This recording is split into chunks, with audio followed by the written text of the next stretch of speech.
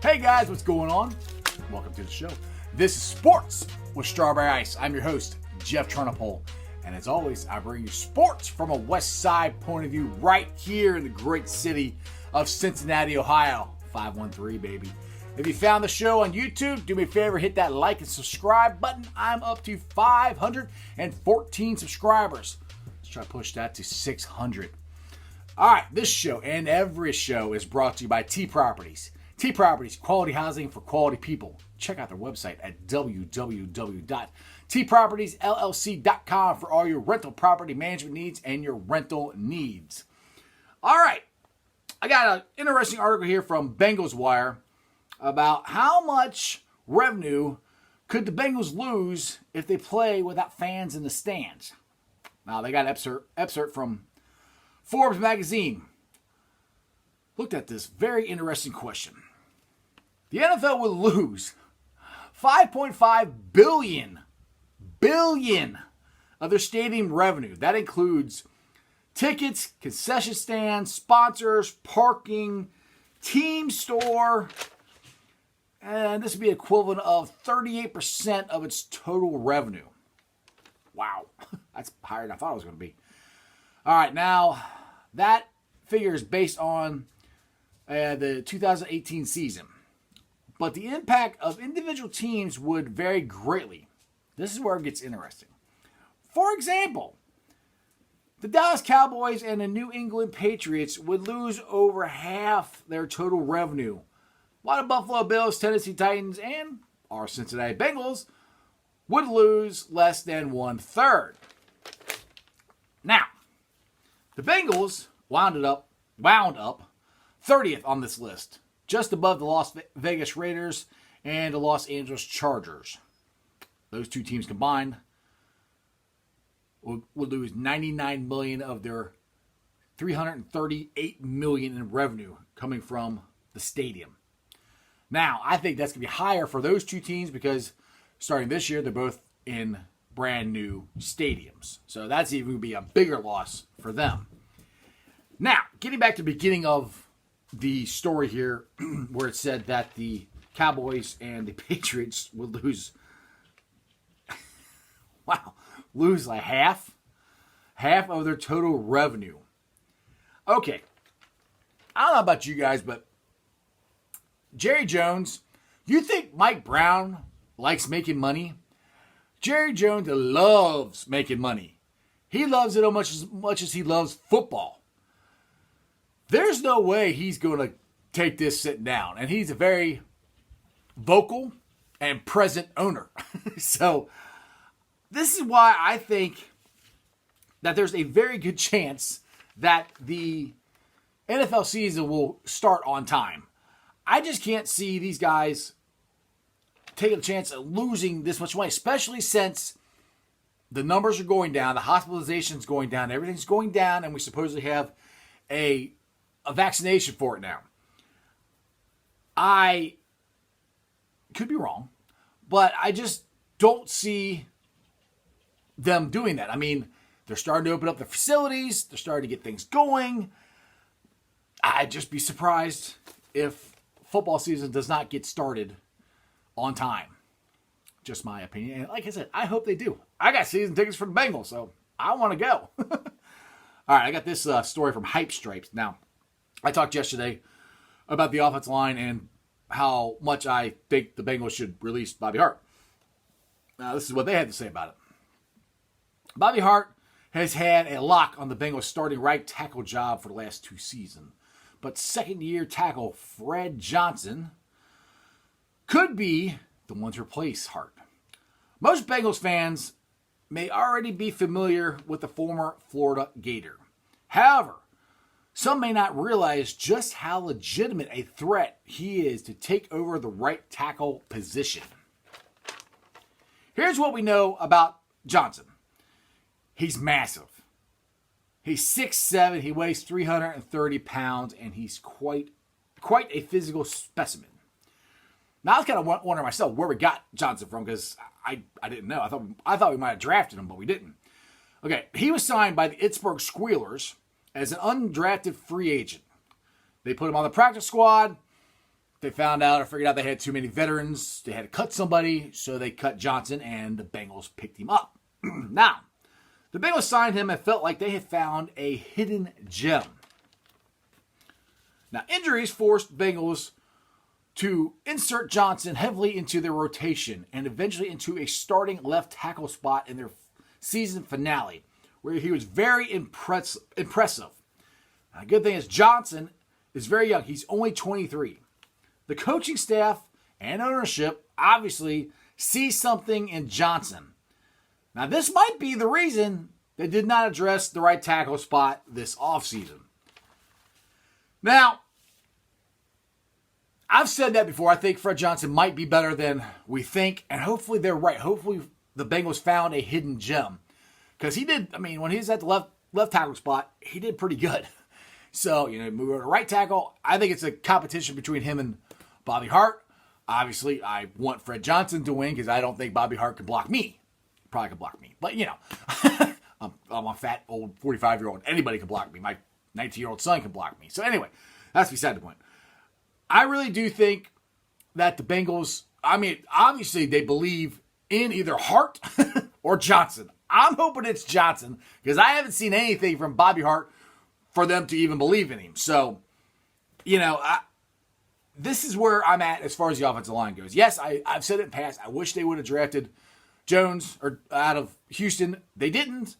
So we gotta hope they know what they're doing. They're supposed to know what they're doing. They're supposed to know more than us. They're the ones coaching them. So if you get Fred Johnson and he's your next, right tackle for 10 to 15 years, yeah. Pittsburgh Squealers, you screwed up. That would be even better. How great would that be? Is Fred Johnson becomes like an all-pro right tackle and the Squealers have this terrible line for the next 15 years. Like, we had him on our roster and we let him go. I'd be like, but, we'll see what happens. All right. Now, this is another story from from Bengals Wire. Cincinnati Bengals will be facing a very talented crop of QBs in 2020. Here's a look at their list, how they have them ranked worst to first. Now, they got Justin Herbert on here as the worst one, which is, right now, he's not set to start. So they might not face him. But Justin Herbert, number 13. Tua Tagovailoa, 12. 11, Dwayne Haskins. 10, Gardner Minshew. Number 9, Ryan Tannehill. Number 8, Daniel Jones. 7, Baker Mayfield. Honestly, none of these guys really scare me. Even Baker Mayfield. Until that dude proves what he did his rookie year isn't a fluke, it doesn't scare me. Then, again, you got Ben Roethlisberger, Big Ben, Old Man Ben.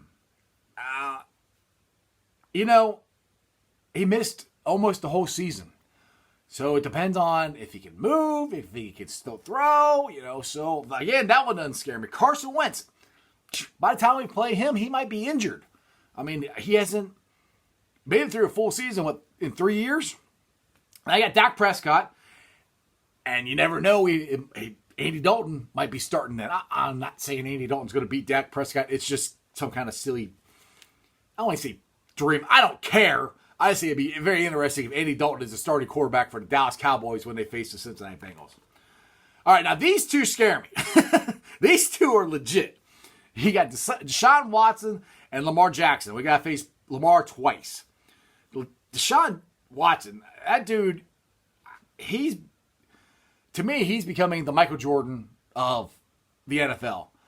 The stuff he can do. Now, you say, what about Lamar Jackson? Lamar Jackson's only did it for 1 year. Give me a second year and he'll probably do it again. I'm not saying he won't, but Deshaun's done it since he got in the league. I like Deshaun Watson when he was at Clemson. I don't know why he didn't get drafted higher. You think the Bears are kicking themselves now not drafting Watson?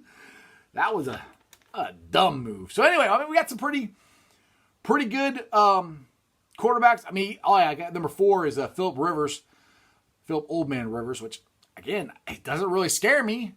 Unless he's like all of a sudden rejuvenated. I said, really, the only ones that really that really scare me are the last two.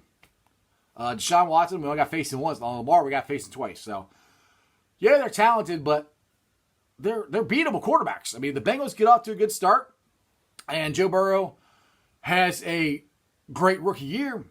We got a chance of beating some of these guys. We got a chance to surprise some people, I think, but we'll see.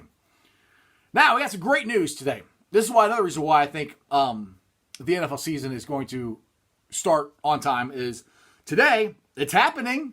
The Bengals are set to open PBS. Now, that's with some restrictions, which, I mean, that's how they're opening everything up, you know. We're open, you know, for outdoor eating or, you know, and no dine-in. You know, it's opening, but it's slow. So they're probably going to let I didn't read the article. I just saw it before it came on the air here. So they're probably just going to let some staff in and stuff. I wouldn't be surprised by next week if players are in there practicing. It might be this weekend. Who knows? I hope as soon as I can. From what I've read about Joe freaking Burrow, he is dying to get on the field with his wide receivers and running backs and start making some passes. So I would not be surprised. As soon as Joe Burrow gets the okay, he's like, AJ, let's go. You know. So it's going to be cool. We'll see what happens. I kind of hope they do it on the practice field. I might go down there and watch them. All right. I got Facebook groups here that I help run that I always like mentioning on here. Hope you guys feel free to join them. We got Bengals Nation, Bearcats Country, Reds Country, and Cyclones Country.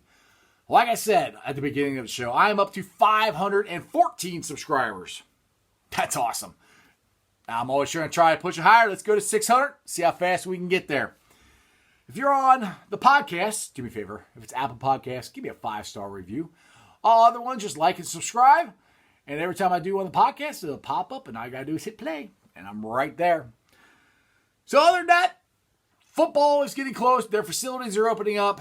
Hopefully baseball will figure out it soon. Like I said in past shows, I really do think by July, we're going to have baseball, basketball, and hockey. I think they're all going to come back. Hockey, well, I can't say hockey. I don't know what, because most of those teams are up in Canada, and I'm not really sure how Canada is feeling about the pandemic. But NBA and Major League Baseball, they should be going by July 1st, July 4th, somewhere around there. We should have them going. I know the NBA has talked about only playing in a couple of cities, but there's a lot of states that are opening now. And a lot of them are saying, hey, we're open for professional sports.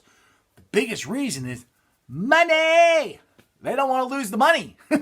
They don't want to lose all that revenue. They don't want to lose all those people coming to in their town. And, you know, so that's what I think. I mean, even California, they lifted theirs. I mean, I think they're open for professional sports now. I think it's a daily thing that things are changing. It's going from we're never opening up at all, it seems like, to the next day, hey, we're open. We're gonna have sports now. It's like, you know why? Money. They want the money. So, and we're okay. We'll be all right. Social distance, wash your hands, take care of yourself. We'll be good. Other than that, that's just sports, baby. Tell your friends about me. See ya.